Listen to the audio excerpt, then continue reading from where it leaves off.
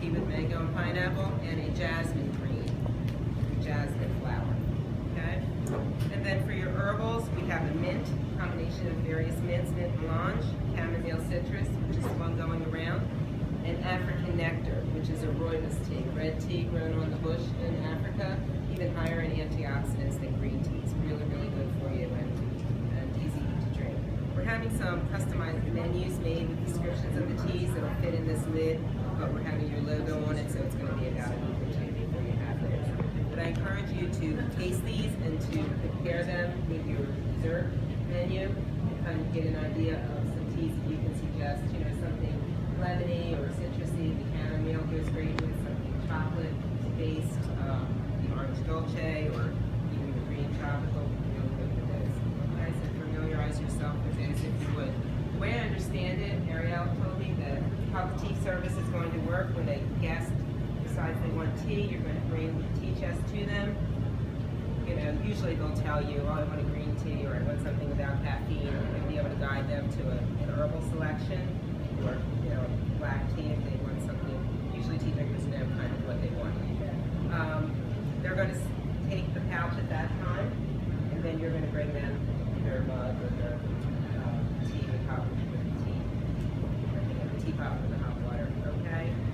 Two reasons we like them to do that: they get a big wow factor by opening that themselves and seeing it, and you know, rather than you putting it in the hot water and then everything experience touching the bag. Tea drinkers are all about ceremony and all of that. Coffee drinkers like it usually black and hot. Tea drinkers, they like all the ceremony around tea service. Also, it takes you off the hook for the steep time. So if you get busy and you put the bag in their teapot and then you're busy with a cappuccino or a dessert or something like that, by the time you get to the table, it could actually be over steep. If it's going to whatever, then it's going to be there, ready to plane. Okay? So, good way to do it like that. Do you guys have any questions about tea in general, or these hot teas at all? Now's your chance. You've got the expert in the room, right? Yeah. Any tea drinkers in the room? Raise them high. I gotta see you. What do you guys drink? Have Black tea, breakfast tea, or Yeah. plain black teas, right? Korean. Mostly herbals. There's somebody over here. What do you like to drink?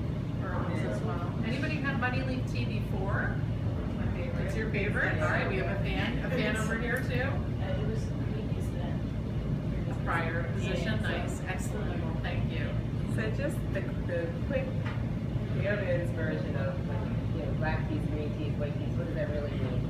So when tea is picked, it all comes from the same plant. Okay, Camellia sinensis, it's picked, the leaves are either rolled, laid in the sun to dry, or pan-fired, or steam, or heating. And depending how much heat they're exposed to, they go through a chemical process called oxidation, right? You remember from science class freshman year, right? So all tea when it's picked is green, except for white tea, which one day the growing season, the harvest, they pick the white tea before it turns green. But green tea, it's all green. Then, depending on how long it's exposed to heat, fermentation, oxidation, that's what determines whether it's oolong tea, the kind you get in Chinese restaurants that's brown, but not a black tea, it's partially fermented, or a black tea, like a breakfast or an Earl Grey, which is fully fermented. And what happens during that process is that the caffeine content increases, and that's the reason that black teas have more caffeine than green teas, okay, or oolong teas. All right. Any questions about that? Now, what's the difference between herbal and decaf? Anybody know? Okay. That's right. Through chemicals, nasty chemicals. Well, That's hang on right. a second. So, herbal tea. What's the difference between a herbal tea and a green tea?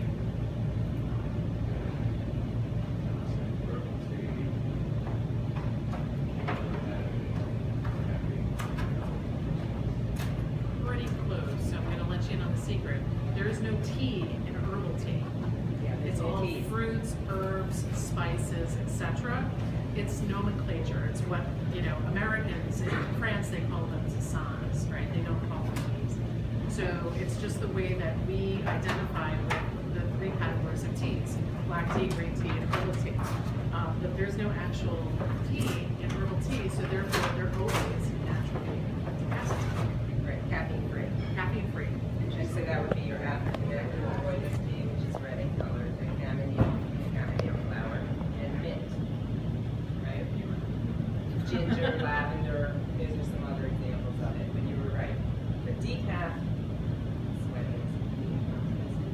Decaf, yeah, they have to extract caffeine through chemicals, which is not the way that we drink. All right? So you actually have no decaf selections, no tea selection, you have herbals. All right? So if someone asks you for a decaffeinated tea, you've got 3 of your herbals, but then if you say, are you caffeine sensitive? Because green teas would fit the bill on light caffeine. So then you have 3 additional. They go, oh, okay, that makes sense. I just don't want to be up all night, right? So then you'd have that second layer, okay? You want to be up all night. The red tea in there, you said that it is an herbal? So the African nectar, the Okay. rooibos, is an herbal, indeed. Okay. Yep. And